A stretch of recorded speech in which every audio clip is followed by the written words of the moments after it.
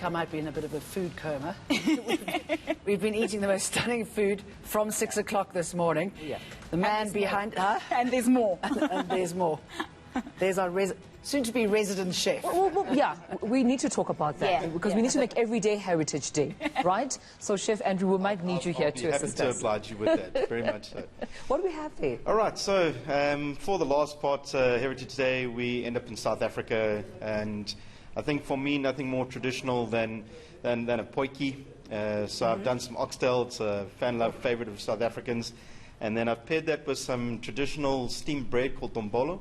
And I've done some grilled corn, just finished with a little bit of nice butter and a little bit of salt just to top it off. And then the most iconic dessert for me is milk tart or milk tat, or whichever language you want to call it. It's one of the most delicious tarts I've eaten all around the world.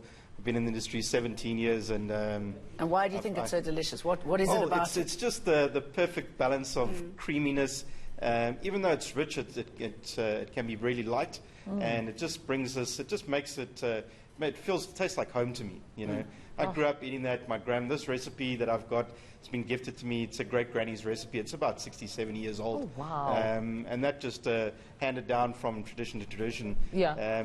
The steamed bread was taught to me by an African colleague of mine, you know, and we just kind of bring in food together from everyone's cultures. And I think that's what's the best thing about food in this country, the ability to do that and put people around a table and bringing everyone together, you know, and just celebrate who we are and here in South Africa. Well, I have to say, I don't have much of a sweet tooth, but I've always been a huge fan of milk tart. I think it's just got the right amount of sweetness. It's so nice and soft. I absolutely love milk tart. But with oxtail, I find oxtail very tricky to cook because you've got to make sure that the meat falls off the bone. What is the trick in getting that right? Because I struggle so badly with that. Low and slow. Okay. You know, the trick is the meat has to, you've got to take your time with it. You've got to have patience with it. If you try and speed that up and you boil meat, it makes it very tough and makes the meat tight. And then you're just going to add cooking time to it. You'll just have to end up cooking it longer and longer and wondering why it's not getting soft. Put it in a slow cooker or put it on a pot and put it down to the lowest temperature. Cover it with some stock and let it do its thing. You know, add some rosemary, some nice black pepper in there. Yeah. And away you go. If you want to add up Italian flair, throw some red wine and some crushed tomatoes, and all you go. I mean, South Africa's got a reputation for its culinary prowess. How do you keep on being at the top? Where do you get the ideas from? What do you need to do to keep current? I think you've got to research. You know, you have to see what's going on around the world. I mean, even from African cuisine point. I was watching a show the other day, and I've been learning a lot about Nigerian food, and a unique ingredient to them is this red palm oil, and I'd never used that before, never experienced it.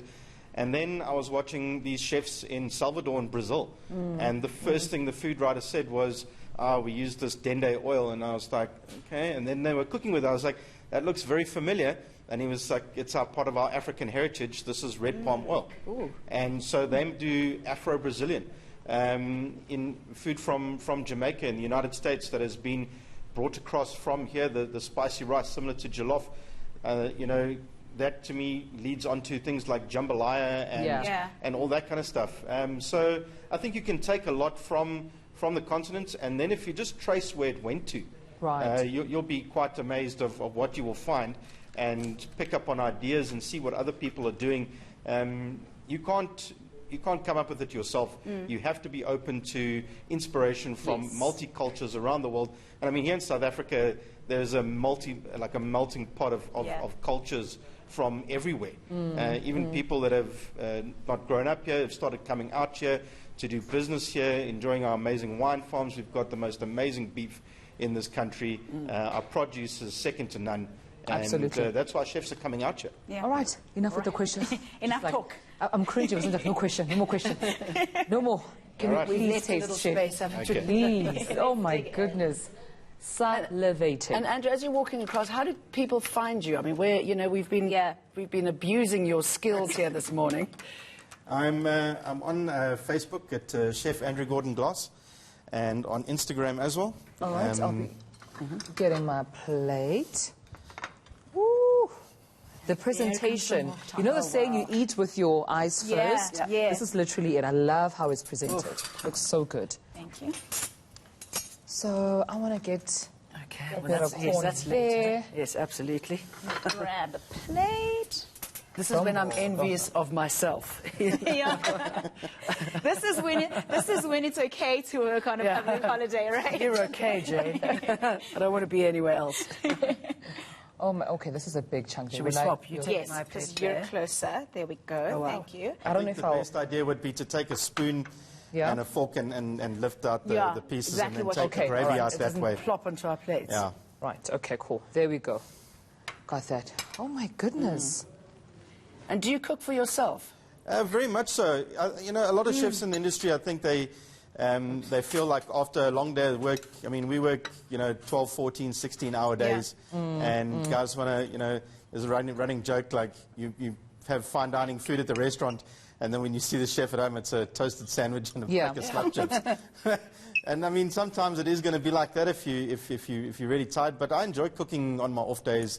My girlfriend is a pastry chef, so we kind of have fun with that. And it's also interesting to, like, I tell people, if you want to have some fun with food, go to the supermarket and pull off things off the counter that you like the idea of. Not even have an idea in your head of where you want to go.